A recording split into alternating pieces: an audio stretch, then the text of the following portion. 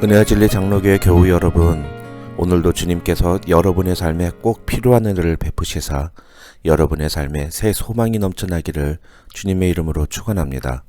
오늘 새벽에 만나 본문은 사무엘하 9장입니다.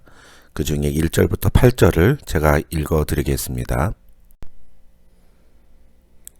다윗이 이르되 사울의 집에 아직도 남은 사람이 있느냐? 내가 요나단으로 말미암아 그 사람에게 은총을 베풀리라 하니라. 사울의 집에는 종 한 사람이 있으니 그의 이름은 시바라. 그를 다윗의 앞으로 부르매 왕이 그에게 말하되 내가 시바냐 하니 이르되 당신의 종이니이다 하니라. 왕이 이르되 사울의 집에 아직도 남은 사람이 없느냐? 내가 그 사람에게 하나님의 은총을 베풀고자 하노라 하니 시바가 왕께 아뢰되 요나단의 아들 하나가 있는데 다리 저는 자니이다 하니라. 왕이 그에게 말하되 그가 어디 있느냐 하니 시바가 왕께 아뢰되 로드발 암미엘의 아들 마길의 집에 있나이다 하니라. 다윗 왕이 사람을 보내어 로드발 암미엘의 아들 마길의 집에서 그를 데려오니 사울의 손자 요나단의 아들 무비보셋이 다윗에게 나아와 그 앞에 엎드려 절하매 다윗이 이르되 무비보셋이여 하니 그가 이르기를 보소서 당신의 종이니이다. 다윗이 그에게 이르되 무서워하지 말라. 내가 반드시 내 아버지 요나단으로 말미암아 네게 은총을 베풀리라. 내가 내 할아버지 사울의 모든 밭을 다 네게 도로 주겠고 또 너는 항상 내 상에서 떡을 먹을지니라 하니 그가 절하여 이르되 이 종이 무엇이기에 왕께서 죽은 개 같은 나를 돌아보시나이까 하니라. 어제 사무엘하 본문인 8장 15절에서 어디로 가든지 하나님께서 이기게 해주셨던 다윗은 그 은혜를 따라 이스라엘을 정의와 공의로 다스렸다는 내용을 살펴보았습니다. 오늘 본문에 나오는 내용은 다윗이 이스라엘을 정의와 공의로 다스린 구체적인 사례를 우리에게 소개합니다. 사무엘하 9장에 실린 내용을 한마디로 요약하면 다윗이 요나단의 아들인 무비보셋을 찾아서 그의 모든 권리를 복구시켜 주었다는 것입니다. 오늘 스토리의 배경은 사무엘상 20장입니다. 사무엘상 20장에는 아버지 사울왕이 친구인 다윗을 죽이려고 작심했다는 것을 확인한 요나단이 다윗에게 이 사실을 말하고 도망가도록 도와주는 장면이 나옵니다. 그때 요나단은 자신이 다윗에게 진심으로 대한 만큼 다윗도 자신과 자신의 가족들을 진심으로 대해달라고 말하면서 이런 말을 합니다. 너는 내가 사는 날 동안에 여호와의 인자하심을 내게 베풀어서 나를 죽지 않게 할 뿐 아니라 여호와께서 너 다윗의 대적들을 지면에서 다 끊어버리신 때에도 너는 네 인자함을 내 집에서 영원히 끊어버리지 말라. 그 후에 요나단은 길보아 전투에서 사울왕과 함께 전사하고 사울왕의 가문은 사울의 뒤를 이어 이스라엘의 왕이 된 이스보셋이 바하나와 레갑의 손에 죽음을 끝으로 완전히 몰락하게 됩니다. 그런데 오늘 본문 1절에서 다윗은 갑자기 사울의 집에 아직 남은 사람이 있는지를 확인합니다. 그리고는 과거 사울의 종이었던 시바라는 사람이 있다는 사실을 알게 되고 그를 통해 무비보셋의 존재를 알게 됩니다. 다윗은 시바에게 무비보셋이 어디 있느냐고 묻습니다. 그러자 시바는 무비보셋이 로드발 암미엘의 아들 마길의 집에 있다고 대답합니다. 다윗은 그런 무비보셋을 불러다가 원래 사울이 소유했던 모든 밭을 무비보셋에게 돌려줍니다.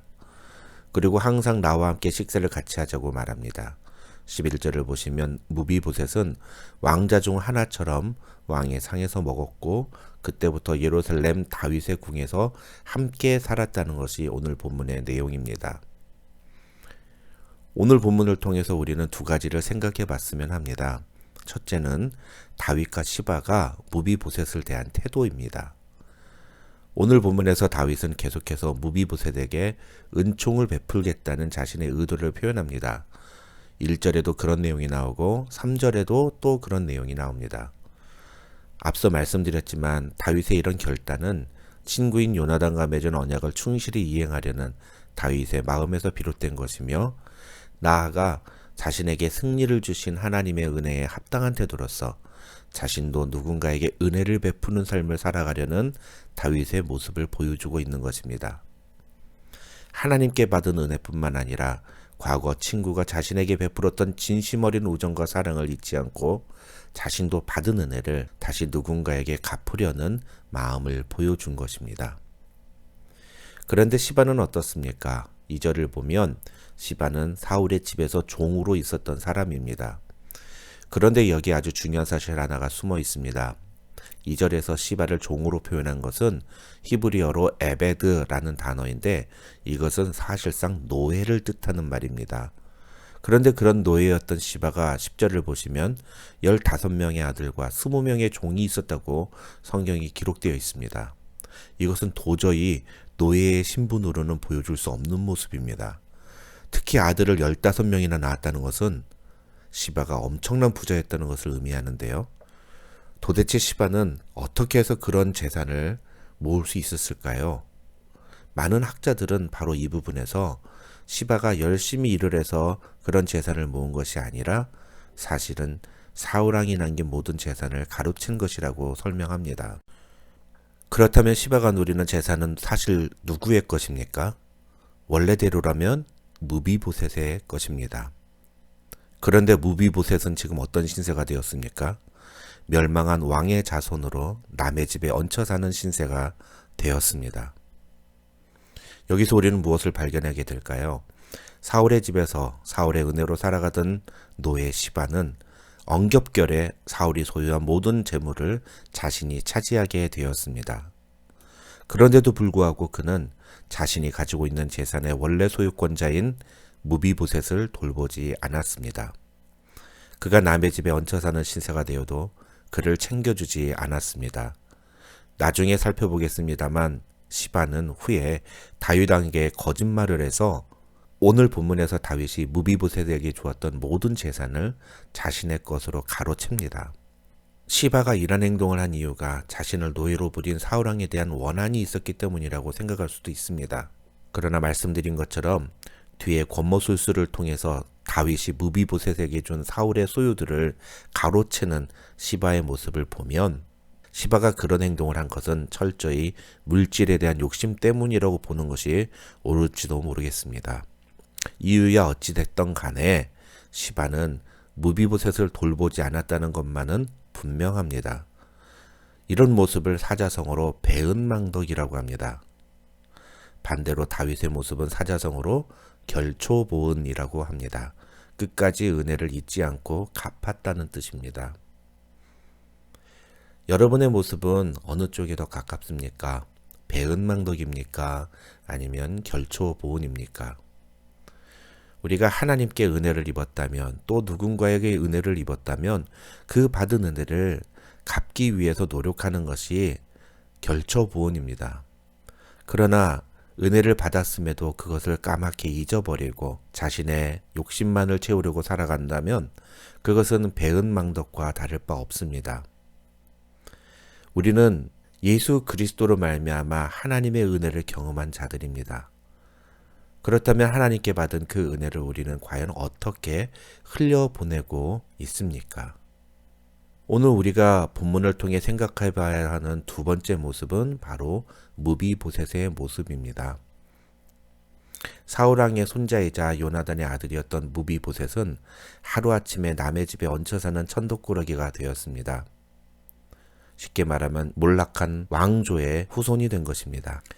무비보셋은 그런 자신의 모습을 가리켜 죽은 개와 같다고 표현합니다. 그런데 그런 자신에게 도저히 이해할 수 없는 일이 일어납니다. 할아버지 사울이 다윗 왕에게 했던 일을 생각하면 자신은 죽은 목숨이나 마찬가지라고 생각했을 것입니다. 그런데 오히려 다윗은 그런 자신을 보자마자 내 아버지 요나단으로 말미암아 내게 은총을 베풀리라고 말합니다. 그러더니만 할아버지의 소유였던 모든 재산을 다시 자신에게 돌려주겠다고 하고 심지어는 다른 왕자들과 같이 식탁에서 함께 식사를 하는 특권을 허락합니다. 저는 오늘 본문에 나오는 무비보셋이 바로 우리 그리스도인들의 모습이라고 생각합니다. 골로새서 1장 21절에 의하면 우리는 하나님과 원수되었던 자들입니다. 그런 우리를 하나님은 우리가 이해할 수 없는 그분의 사랑으로 부르시고 구원하셔서 그분의 자녀로 삼아 주셨습니다.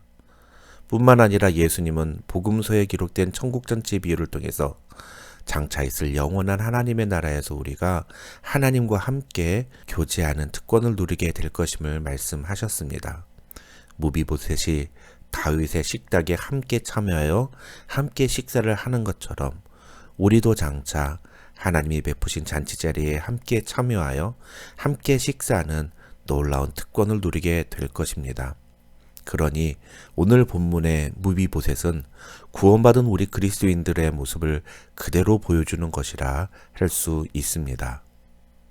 다윗이 무비보셋에게 그런 호의와 은혜를 베푼 이유는 요나단 때문이었습니다. 마찬가지로 하나님이 우리에게 그런 호의와 은혜를 베푸시는 이유는 예수 그리스도 때문입니다. 예수 그리스도 때문에 우리는 아무 자격도 없고 공로도 없지만 하나님의 놀라운 은혜와 축복의 주인공이 되었습니다. 우리는 그 사실을 잊지 말아야 합니다. 오늘 새벽에 만난 본문은 우리가 받은 은혜를 어떻게 표현하고 있는지를 생각해 보게 합니다. 과연 우리는 결초부은의 다윗과 같은 모습인가? 아니면 배은망덕의 시바와 같은 모습인가? 왜 우리가 다윗과 같이 결초부은의 삶을 살아야 합니까? 우리는 모두 다 무비보셋과 같이 은혜를 받은 자들이기 때문입니다. 세상에서도 배은망덕한 사람은 인간 대접을 받지 못합니다. 하물며 그 어떤 것으로도 비교할 수 없는 가장 큰 은혜인 구원의 은혜를 우리가 받았는데 우리가 그 은혜를 잊어버린다면 어떻겠습니까? 하나님은 신실하신 분이십니다. 따라서 우리도 신실한 성도가 되어야 합니다.